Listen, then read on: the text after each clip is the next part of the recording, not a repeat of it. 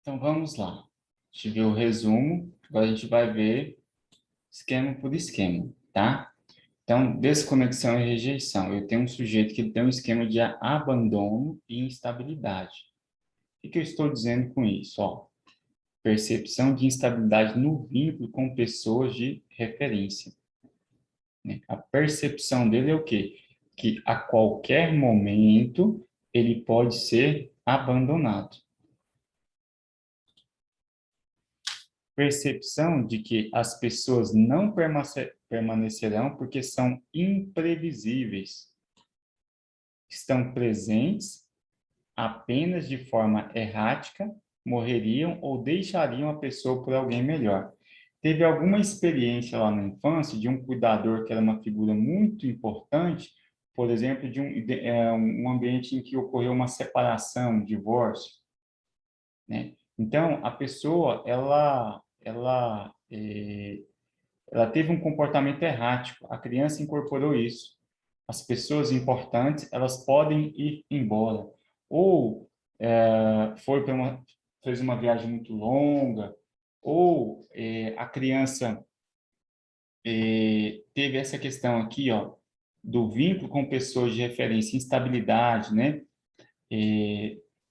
Tinha uma figura parental, a exemplo de uma mãe, por exemplo, que ora punia muito, ora dava carinho. Então, esse ambiente de instabilidade se instaurou.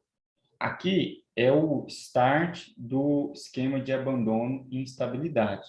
Lá no adulto, eu vou ter um adulto que o tema central dele é o quê?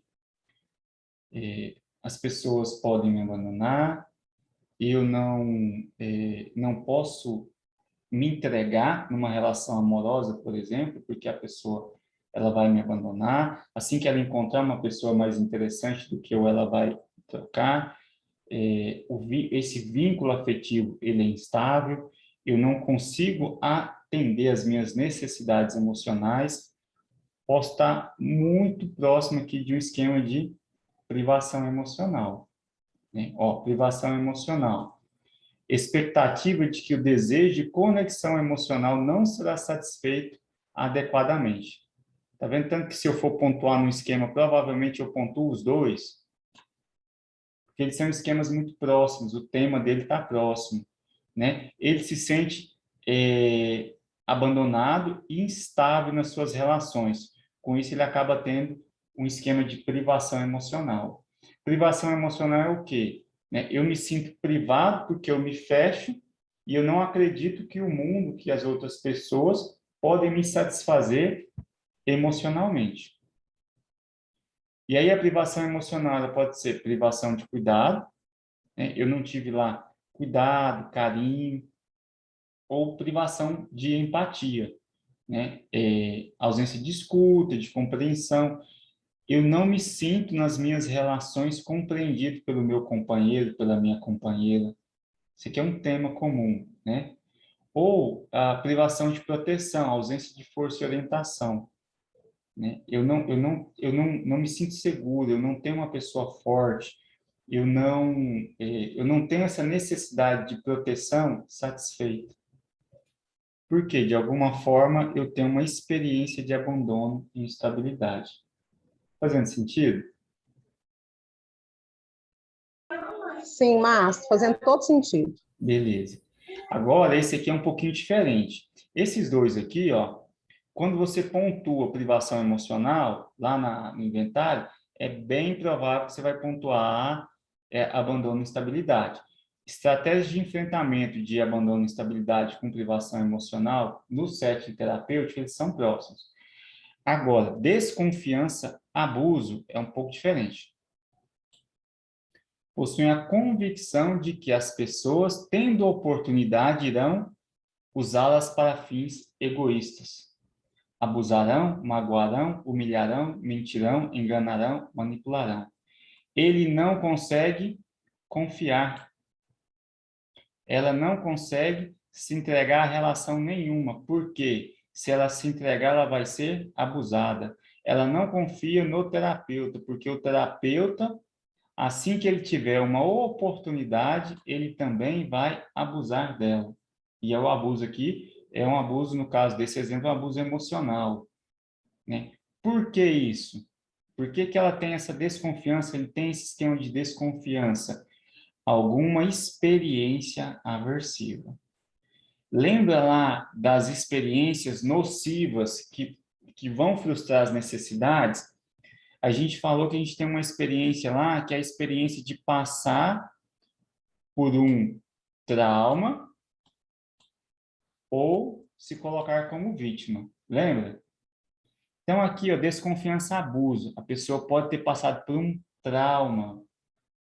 Ela pode ter sido abusada por um ente querido, uma pessoa que ela confiou. Então, ela desenvolveu esse esquema de que eu não posso confiar em ninguém, mesmo nas pessoas próximas, porque na primeira oportunidade elas irão abusar de mim. Ou ela se colocou como vítima. Quando você vê o relato do cliente, e é aquele relato de cognições quentes, aquele relato cheio de emoção, você vê o relato dele sobre a situação que ele te conta, não te parece uma situação traumática, mas ele se colocou como vítima, ele interiorizou e ele travou, ficou um ponto travado. Ele, quando ele descreve uma relação, uma briga com o irmão, ou a preferência do pai com o irmão, o exemplo que ele te dá não valida essa preferência. Mas ele interiorizou aquilo e projetou para o resto da vida dele como vítima. Então, nesse caso aqui, eu tenho uma pessoa ferida. Ela foi ferida por um trauma real ou por uma situação em que ela teve essa percepção. A forma com que eu vou tratar isso aqui no setting terapêutico, ela é diferente tanto do abandono e estabilidade quanto da privação emocional. Porque aqui eu estou muito próximo daquele tratamento lá que nós vimos do TEPT, do trauma, né? Eu vou precisar aqui cuidar desse trauma, vou precisar reorganizar essas memórias, vou precisar auxiliar que ele construa uma narrativa mais coerente. Tranquilo?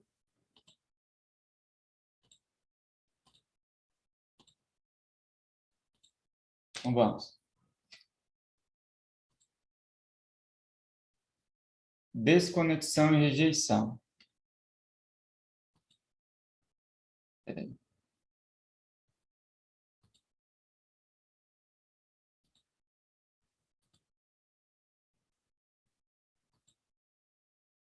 Eu passando errado aqui.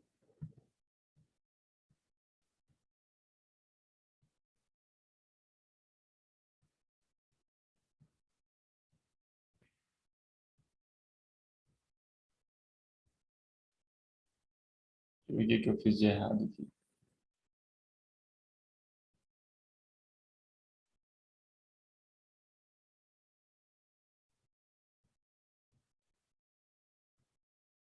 Ah, eu estou confundindo. Estou achando que fechou, mas não fechou não. São 5 esquemas. Desconexão e rejeição. Estou achando que esse aqui seria um outro domínio, mas não, são 5 esquemas, né? Então, nós vimos 3. Defectividade e vergonha. Sentimento de que é falho, ruim ou inferior. Não se é digno de receber amor dos outros. Sensação de revolta em volta dos defeitos percebidos. As falhas percebidas podem ser privadas ou públicas. Eu sou defeituoso, eu sou incompetente, eu sou falho, eu sou incompetente. Esse esquema aqui, no caso de algumas disfuncionalidades sexuais, está muito presente. A pessoa se percebe como incompetente, incapaz, impotente. Pessoas que têm ansiedade social, muito presente também. Essa incompetência em entrar em contato com o outro, em desenvolver uma tarefa, e aí mesmo quando ele tem exemplos no ambiente dele que mostram que ele teve um sucesso, né? Ele tem feedback de terceiros dizendo que ele foi bom naquela tarefa, que ele foi bem naquela tarefa, ele não consegue reconhecer, porque esse aqui é um esquema que se desenvolveu desde a infância. Que tipo de experiência lá na infância que pode levar a essa percepção de ser defeituoso? Julgamento dos pais, né? Então, eu tenho lá, meu pai me dizia que eu era imprestável, que eu era burro, que eu não fazia nada direito, que meu irmão era um exemplo, que eu deveria ser inteligente igual ao meu irmão, que eu nunca vou ser ninguém. Eu interiorizo essa fala, eu me identifiquei com ela e eu interiorizei, porque ela é uma figura significativa. No processo de identificação, então, figura significativa, disse que eu sou incompetente, interiorizei, passei a ver o mundo como incompetente. Quando eu vejo o mundo dessa forma, a tendência não é que o mundo reforce esse quadro, por quê? Se eu sou defeituoso, incompetente ou sinto vergonha de mim, eu deixo de interagir, eu deixo de me expor a situações desafiantes. Então, a tendência é que haja a perpetuação do esquema. Isolamento social, sentimento de ser diferente, de não se adequar ao mundo social mais amplo, não se sente pertencente a qualquer grupo ou comunidade. Esse sentimento de isolamento, ele começa a surgir como reação a algum outro esquema. A criança, ela vai se desconectando das outras pessoas, ela não consegue formar esse vínculo seguro. Isso aqui vai culminar muito nesses transtornos relacionados a dificuldades interpessoais. Ansiedade social. Aqui eu vi os 5 esquemas, né? Abandono de estabilidade, desconfiança, abuso, privação emocional, defectividade, vergonha, isolamento social. Então, vamos lá. Autonomia e desempenhos prejudicados. Márcio, deixa eu te fazer uma pergunta. Vamos lá.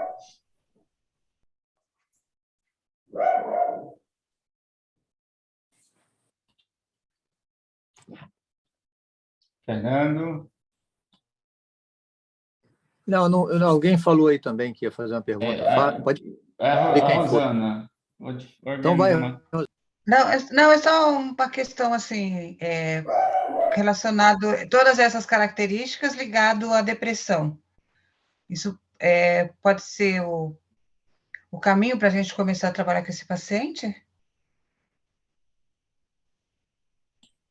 Esse isolamento social, esse sentimento de falha, de ser de ruim.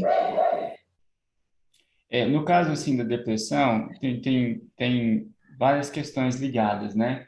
E é difícil abordar assim, senão fica muito simplista. Porque eu posso ter depressão mais ligada a causas até orgânicas, ou uma depressão mais como um sintoma. Sintoma de quê? De condições aversivas, de condições traumáticas, de um ambiente pouco favorável. E a depressão, na verdade, é a entrega do organismo. Ele não aguenta mais lutar.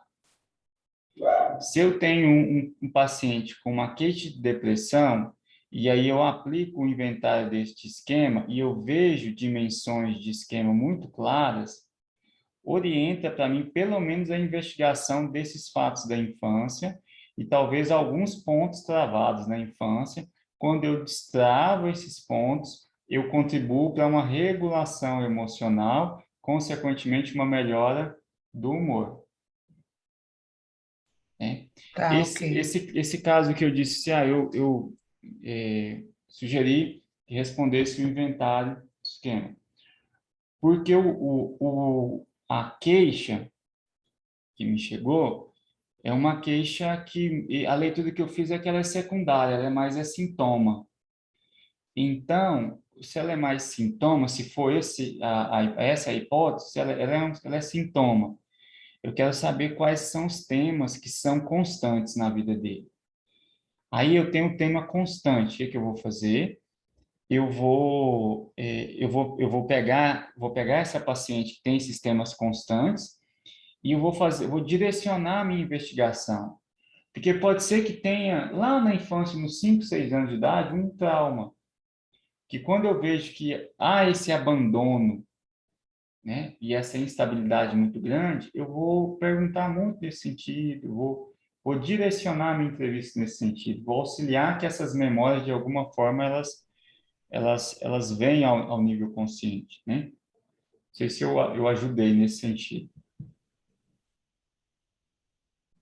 Sim, sim, sim. Eu tenho um paciente que tem uma depressão crônica, medicação, assim, Uhum, e ele tem uma dificuldade de sair até no contato terapêutico, ele tem bastante dificuldade dessa interação social mesmo. Ele não sai uhum. de casa, muito difícil, por isso que eu perguntei. E aí o não sair de casa está ligado a uma agorafobia, alguma ansiedade, alguma coisa assim ou não? Sim, ele tem, não gosta de conversar, ele é muito cansativo para ele. Ele fala que ele fica Uhum, muito cansado, uhum. né? Por Esse exemplo, ele fala, isolamento social aqui, ele fala muito disso, que a pessoa ela não se sente pertencente ao grupo.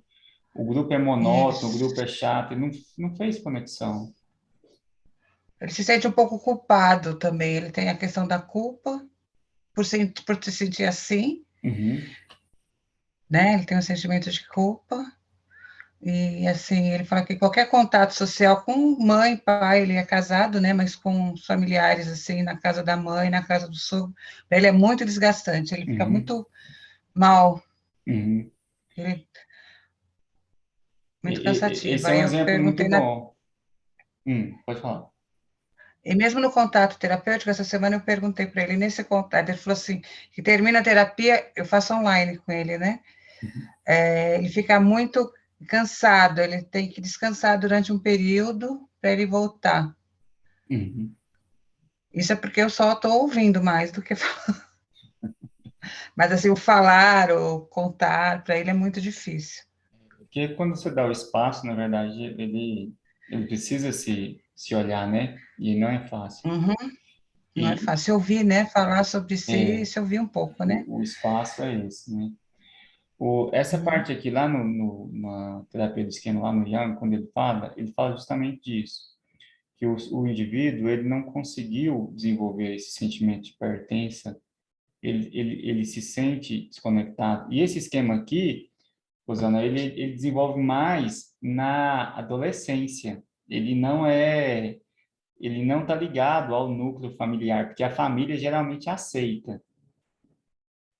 E aí o isolamento social ele começa quando ele tem interação com o ambiente escolar, porque ele estava no núcleo social que aceitava e ele vai para o núcleo escolar e ele começa a ser rejeitado. E esse senso de pertencimento começa a ser frustrado. O esquema ou ele se desenvolve na infância ou na adolescência. E o sentimento de culpa, ele é decorrente, né? Porque há uma cobrança social muito grande de interagir. Quando ele se vê assim, precisando forçar uma interação social, cumprir uma obrigação, não é prazeroso para ele. Então, e ao mesmo tempo são figuras que são importantes. Então acaba se sentindo culpado, né? É exatamente isso, é isso mesmo. É. Fernando, Vamos agora. Então, não, duas coisas. Uma, eu também procurei, sabe o que? O link que eu achava que estava lá e eu não consegui encontrar. Está lá no grupo, o link do Drive? tá, não, eu mandei no chat porque não Ah, compartilhei, porque o material é um material muito bem organizado, então não mandei para todo entendi. mundo. Eu te mandei Não, no particular. foi no chat, né?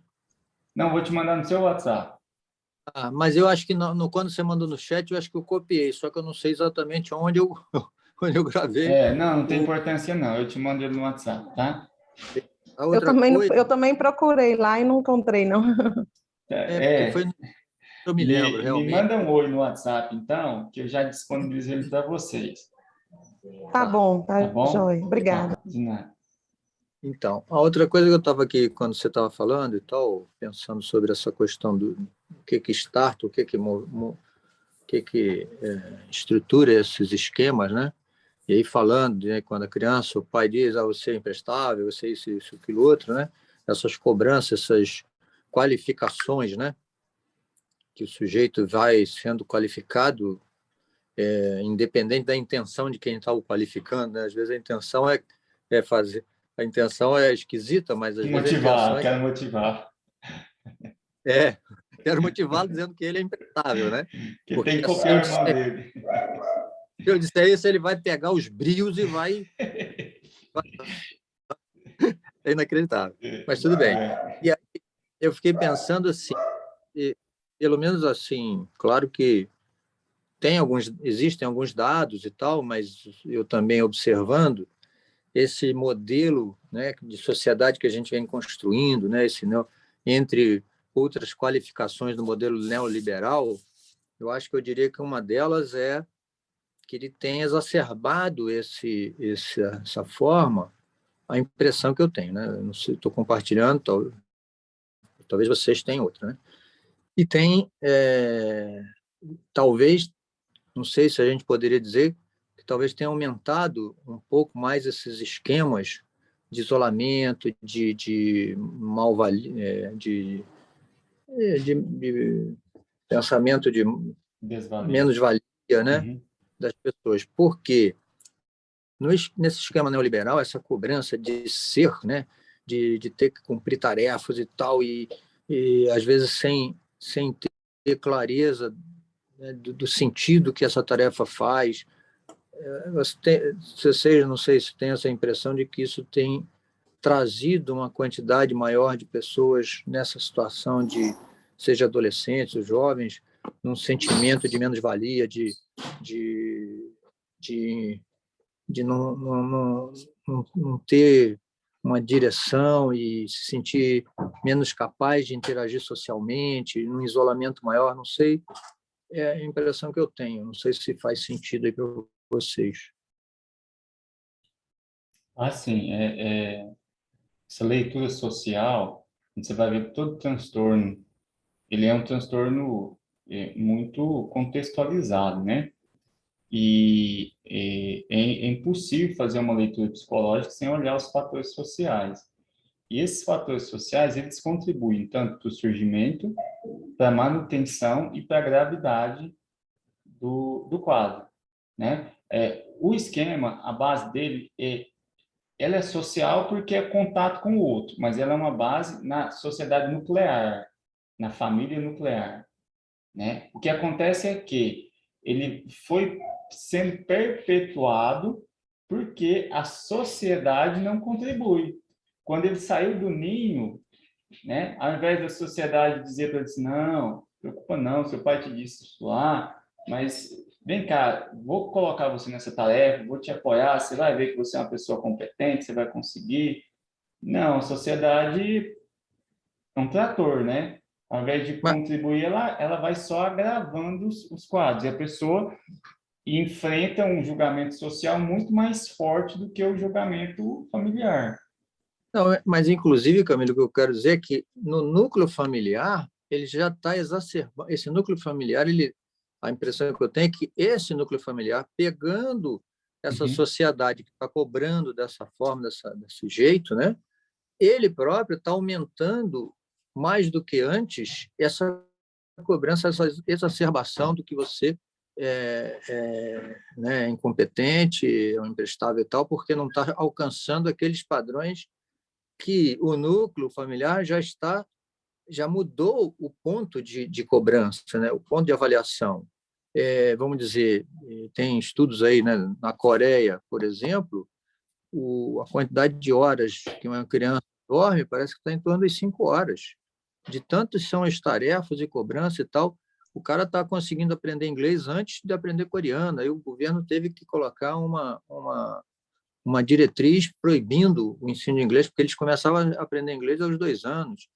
Né? Então, o que eu quero dizer é que o núcleo familiar mesmo, como você falou, Uhum. elevou o tipo de cobrança, porque o entendimento desse núcleo que a sociedade está mostrando, né, está cobrando, está dizendo o que é o certo, o que tem que ser perseguido, né? Ele, como pais, né? Eles, como pais, já disseram assim: poxa, eu preciso então puxar essa coisa do meu filho para que ele consiga entrar nessa sociedade que está dizendo que o nível agora é esse outro, né? Então, acho que você tem Uhum. razão. Quer dizer, a sociedade não vai ajudar no futuro, mas ela já influenciou até o núcleo familiar para esse novo nível. É a impressão que eu tenho, não sei se Uhum. faz sentido. Não, faz sentido. É porque para alguns esquemas vai fazer mais sentido do que para outros, sabe? Se você tem um esquema, por exemplo, de privação emocional, ele não está muito ligado à cobrança social, ele está ligado à ausência de amor. Para alguns esquemas, essa leitura social, ela vai interferir mais. Bom, vamos encerrar por hoje, porque a gente tem um outro grupo também, a gente já precisa iniciar outro grupo.